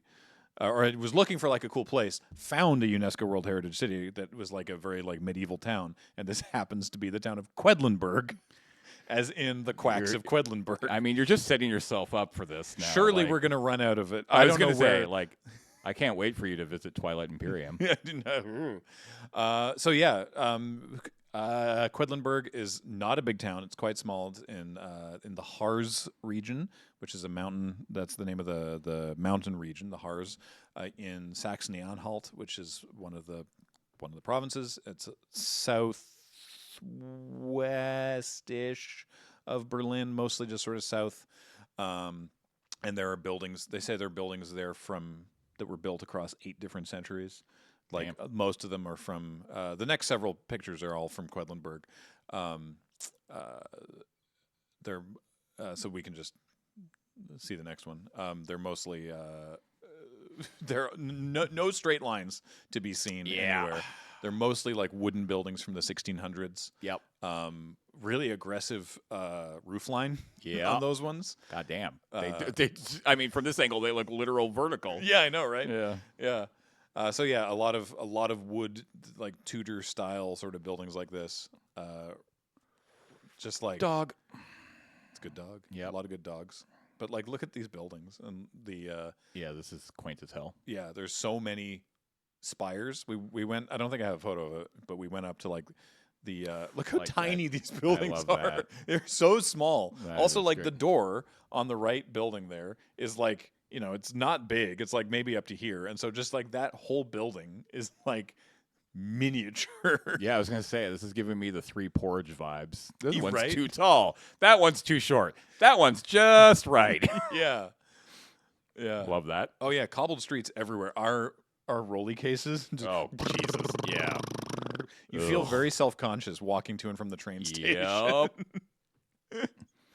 Some stained glass. Yeah, this is the stained glass in the Rathaus, which is the community hall. This is giving me some Circle of Protection white vibes. Yeah, it's very, very cool. There's a icon that you can't quite make out in the middle of the bird. In the center of it is like a castle with a dog inside, which is like the seal of Quedlinburg Stadt, which is like the regional state, I guess, of Quedlinburg. There's like 5 little towns in the Harz region that have all like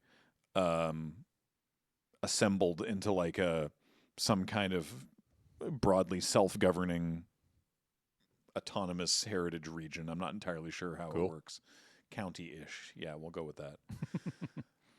Now this thing, I posted about this on Blue Sky, and I got some answers about it. So I'd seen a bunch of these from the train, and then we went on a big walk. Okay. And the walk, I'll talk about more in the video. It may have been ill-advised, but we went on this long walk, and we passed one of these, and I was like, okay, well now I got to find out I'm going to go hunting blind. what it is. That was also my thought as Okay. well. I was like, is it a hunting blind? Is it for just like watching over the crops? Yeah. Is it an outhouse? I don't know. yeah. So because this was quite near the path, and there's a little ladder there on the side. So I was like, well, screw it. There's no lock. I'm going to go take a look. Yeah. There's nothing inside. There's no Okay. hole. It's not an outhouse. Yeah. It's nothing. It's just a little wooden shack. Yeah. And I'm like, okay, so why is this here? Because there's so many of them, and some of them are just like a tall seat. Some of them are just like a ladder and a seat, and don't have the box. But okay. many of them have Okay. a box.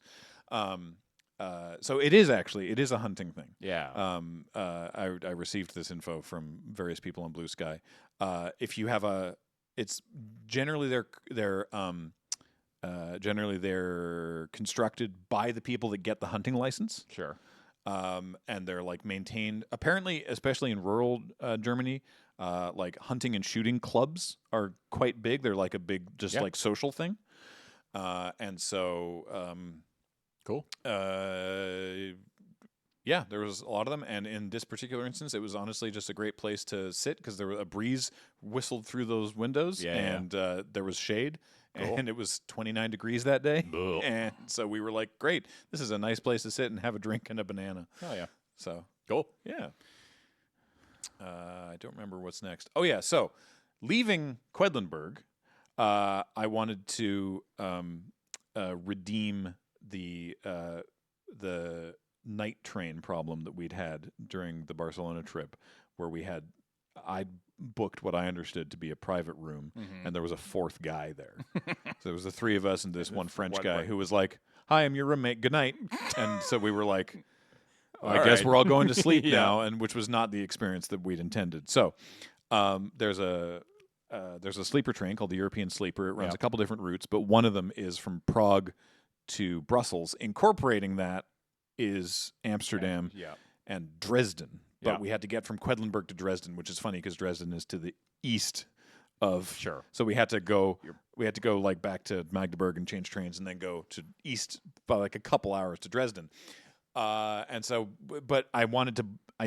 Knowing that Deutsche Bahn constantly screws things up and was going to be late, I made sure to have plenty of space in Dresden to make that changeover so we wouldn't be screwed. So we got there. There was a delay, and we lost an hour because of it, but we still had like 2.5 hours in Dresden. So we walked around, and I was like, what is this? What were all these stickers? Turns out this is like, I would find out later, this is like 50 meters away from the football stadium. The Dresden, the Dynamo are the Dresden football team. Yeah, I can see that one big sticker is now a football. Yeah. Angry football. So we walked, we walked around Dresden for a couple hours. I think the next photo, this is just in the middle of Dresden. That seems very Europe. Just gorgeous manor. Yeah. This is in a park in the middle of the town. The extensive and infamous bombing campaign of Dresden missed it because this was built in like 16 something. It's like a Baroque. It's like one of the earliest examples in Europe of like this style of manor house. You can rent it for weddings. I'm sure it's preposterously expensive. Cool. But yeah, it was really cool to just be like, oh, this is in the middle of the thing. Okay, cool. Missed it on purpose, probably. Oh, I doubt that. They were not trying to. So I read about this while we were there. Like I've heard about like how like Dresden was like bombed tremendously during the war, and the story from the Allies was like, well, it's a big like rail hub and manufacturing nexus. So we want to take that. So it's a tactical target, and afterwards, people were like, cool, then why did you only bomb civilians? Why did you not actually target the rails or the industrial stuff? And Kurt Vonnegut was a prisoner of war in Dresden at the time. And that's why he wrote Slaughterhouse-Five. Hey. So, yeah. Anyway, the only thing missed on purpose in Dresden was Berlin. Yeah, no kidding. So, but they missed that. But we did get the night train. There's 3 bunks on the train. You can see 1, 2, and then there's a third one even higher up, which obviously Penelope got. The way that this worked was that like the table was under the bench, so you had to like pull it out and then like awkwardly like get it sort of like locked in or whatever. And then we had our like picnic dinner from Lidl, and then we put that away again, and then pulled the ladder out from under the other bench, and then got that set up. And Cool. it was hot. Yeah. But with the window down, it was loud. Loud and slightly less hot. It was less hot, but it was loud. Yeah. Honestly, it was fine. I slept the worst on the train, and I would still do it again. All right. So, yeah, no, Penelope was out like a light. Kathleen had a much better time sleeping on this one, knowing that it was just the 3 of us in there and the door was locked. The other guy was fine, by the way, to be clear. But the just not, it's not the just experience there's that you wanted. Yeah. another guy in there. So, Cool. yeah, big fan of the sleeper cars. Circles. And then we got to Amsterdam. So this is kind of a funny thing. I'll talk about this more in the vlog, but something I think is neat. So I was using a filter. I was using an ND filter, neutral density, to get for filming video to get it to look nice. Yeah. So that the shutter speed didn't get over cranked, and blow everything out. This is all very, very nerdy, but there were certain situations where if the sun was shining directly into the filter, because this is bright orange aluminum, it would reflect back onto the filter and then be captured by the image sensor. And so the flares that you see in this image, this is shot in camera. It's not a filter. The flares are the reflection of my iPhone. All right. And I actually think it looks really good. cool. This is just a random building that was near the hotel. This is where there was like a restaurant that we went to. I like Bubba Jesus. Connect 4. Worst game of Connect 4 ever. Oh, my God. This I included to make people angry. Yeah, what happened? I guess they just took apart all the bricks and moved them back. It was clearly like a bike lane sign. And I can see it. Someone redid the bricks. I like it. I like that. Tall cat. And we went to, so I took a picture of this sculpture, which I called what Baxter would look like if you shaved him. We went to a place called Kattenkabinet, which is an art museum, but it's specifically art depicting cats.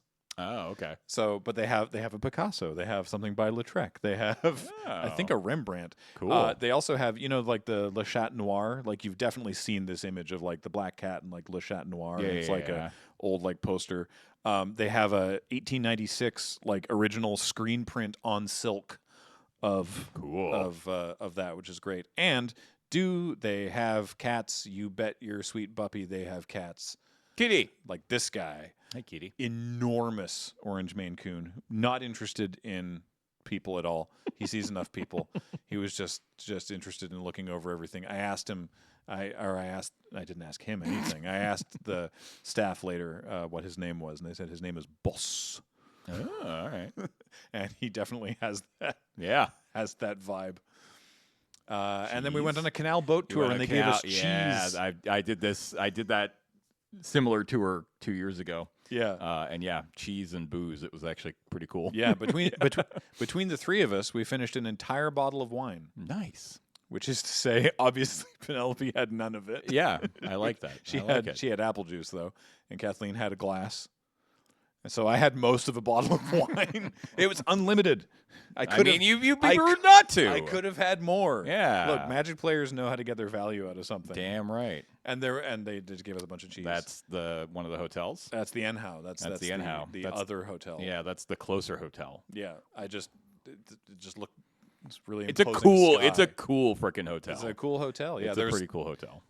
Most of the like Wizards staff and or creators or folks that may have had some sort of involvement in MagicCon were at one of these two hotels. We were at the further one. Yeah.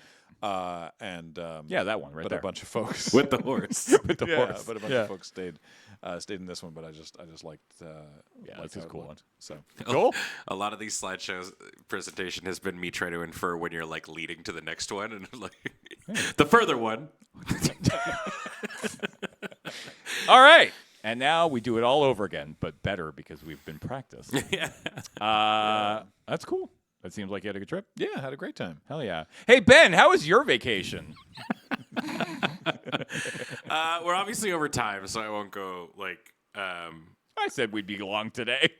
Yeah. Do you want to hear? Can I give you like the full scoop? Regale us. All right. Bring yourself up on screen, though. Sure. Yeah. Give me a sec here. For those of you who don't know, this one. Hi. It's Graham. It's me. Oh, hey, Ben. I had a rough couple of weeks. Yep. But the basic kind of top-down thing, at least from the trip perspective, is that they lost mine and Serge's luggage. Mine and Serge's luggage, unfortunately, did not make it to Amsterdam. It eventually did about near the end of the second day while we were there. Yeah, it was like late Friday night. Yeah. But so that had my cards and all my clothes and stuff like that. And for me, I didn't do like a big second trip. It was just like I was going to Amsterdam. Yeah. And I was coming home. So most of my trip was me looking for clothes and things to survive the weekend, We had a thing where for our first 2 nights, our thing went till 9:00 at night. Our chaos event. Yeah. So it meant that there was not really dinners with friends to go out to a lot of the time. It was like most people had already done their thing, so we usually did stuff amongst ourselves. So on the final night, I did get to go out for one dinner, and it was a very, very nice dinner. I went out with Josh and Prof and a bunch of other friends. I also Spice was there, Gavin was there. It was a good batch of folks. We had delicious Indian food in Amsterdam. Hooray! It was very, very, very good. So that part was nice. The con itself was where I got my enjoyment. The trip sucked. It was a bad trip for Ben. Yeah. It was a very bad trip for Ben. But the con itself was incredible. And the one photo that I did want to actually bring up and show is oops, hold on. Sorry, Slack is being dumb. We had a big Canlander meetup. Oh, yeah. Which we do at a lot of these conventions. We try and get a bunch of folks to. People are talking in the Canlander Discord and are like, "Hey, are we meeting up?" Oh my gosh, sorry, I'm trying to get this photo while simultaneously talking. And usually the biggest problem that we end up having is like finding the space to do it, because it's usually like a bunch of people, so it's like trying to find like a space where we're all coordinated together. Yeah. Is really, really difficult. So hold on, sorry, my phone is still just trying to send the photos. Anyways, so we actually managed to find a spot.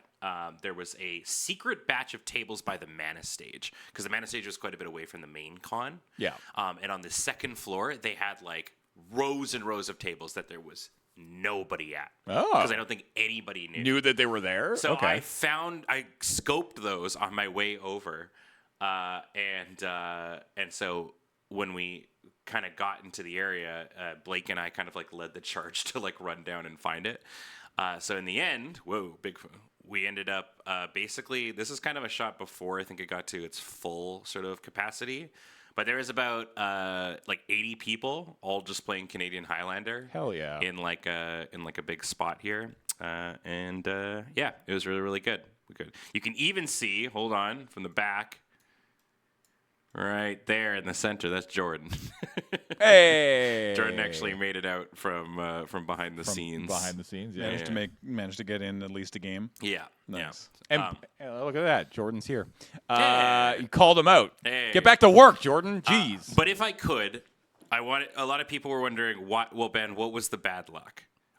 So I have a breakdown of Ben's terrible weekend, if you'll permit me to share. Yeah. Nicole took jot notes of the camping trip before we left for Amsterdam. Okay. So, starting the day, as we're driving down, we're just getting out of Victoria, a large rock flies up and cracks our windshield. Always sucks. Always sucks. You're like, But like, damn it, you know, that's fixable. It's fixable. We can do this. Yeah. That's okay. So as we get there, as we're finally arriving at our campsite, last time we went out to this one, we drove into the wrong campsite. We were like, oh, it's this one. And drove around like, our spot's not here. We're at one up. And so as we're going, we're like, not doing that this time. We know where we're going. So we get out, we start unpacking all of our stuff, and a man drives up to our campsite. And we go, and he's like, this is our campsite. And we go, I don't know. And I pull up the phone, and I'm like, no, it says like C65. This is our one. And then Nicole's like, yeah, no, like I double checked. And then I scroll up and it's like, no, it's actually C65 at the one that we joked about not being the one there. There we go. That's funny. Whatever. That's fine. So we Yeah. shove all of our stuff in the car. We drive up, we unpack all of our stuff. As we finally reset up at the right campsite, just before, because typically in BC around this time there are fire bans. You can't have campfires and stuff in BC. So we bought a new propane fire pit that we can bring out and have fun with. We discover that the propane tanks that we brought for it are not the correct size. No. So we're like, no propane fire. That's no campfire. That's a bummer. But we're like, whatever. Let's just take Remy around for a walk in the area. And we see, as we're going down, a lot of people are starting up campfires. And we go, whoa, okay. And we run into a ranger and we go, hey, is there not a fire ban on right now? There is not. It's the middle of July in BC, and there is no fire ban. That seems ill-advised. There is now, for what it's worth. There is now, yes. Yeah, but at the time, there was none. So we're like, hey, what if, it's like a 45-minute drive back into town, into Campbell River. Want to go get some firewood. We're camping. It would be great to be able to do that. And we're like, yeah, sure. So as we do that, we start to drive into town. And just as we get into town, our check engine light turns on, and we start smelling gasoline, and smoke is coming out of the back of our car. Oh. And we go, that seems bad. So we limp it to a gas station, and we're like, okay, well, let's take a look at the engine. And I'm like, okay, I'll take a look at the dipstick. Dipstick is completely bone dry. And I was like, when's the last time we did our oil? She's like, literally checked it just before we before we left for the trip, and it was fine. And I'm like, that's weird. That shouldn't happen with oil. Yikes.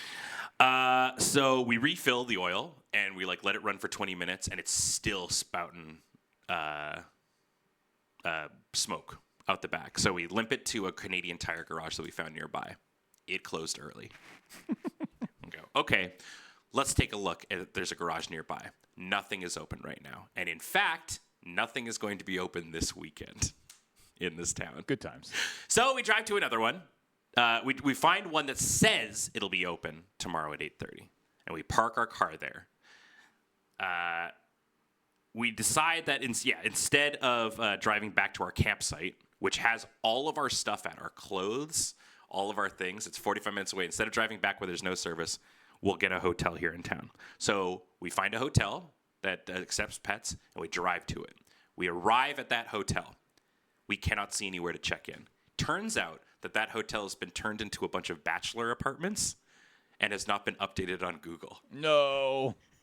So we go, damn, okay. And we find this out because a guy comes out and goes, can I help you? There's a dude just watching from his window. We call another hotel that is pet friendly because we obviously have Remy with us.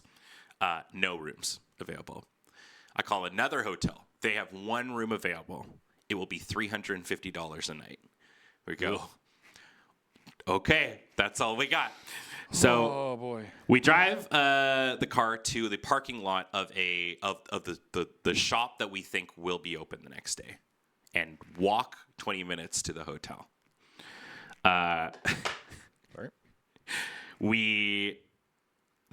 Nicole, I'm now reading this from Nicole's perspective, where she says, "I sleep terribly as the pillows were goddamn awful." And the next morning, Nicole types, "Discover my period has started."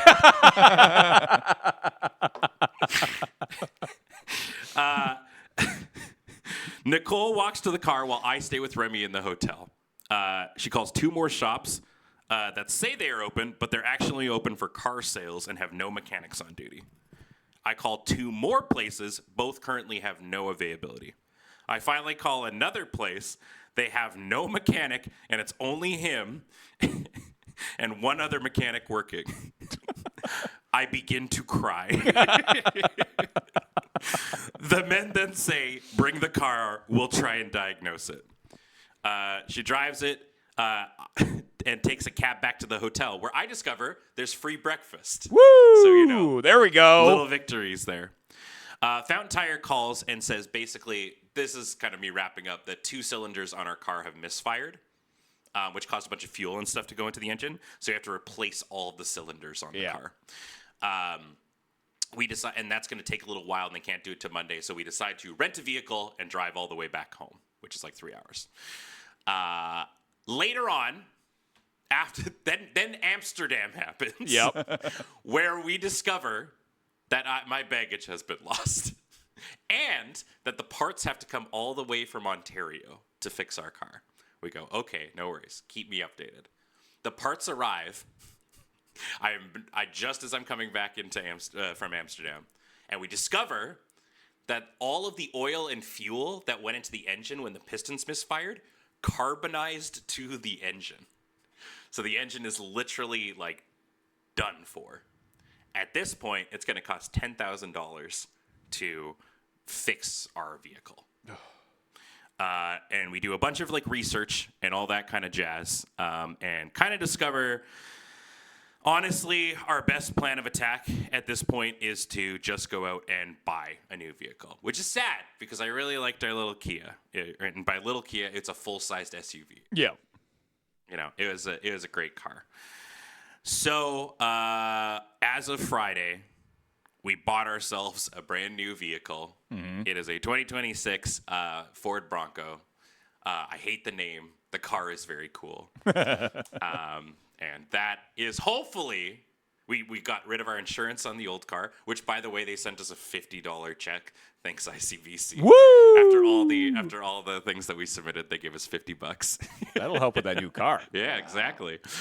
And that is the end. I'm manifesting it of the Ulmer Gibson bad luck trials. Thank you very much. Thanks for coming to my TED Talk. Thanks for coming to my TED Talk. The worst TED Talk. Oh, my God. They'll give us like $500 for scrap. Ugh. Yeah.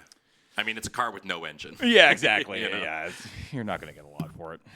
All right. Well, there you go. You've been regaled with details of our adventures.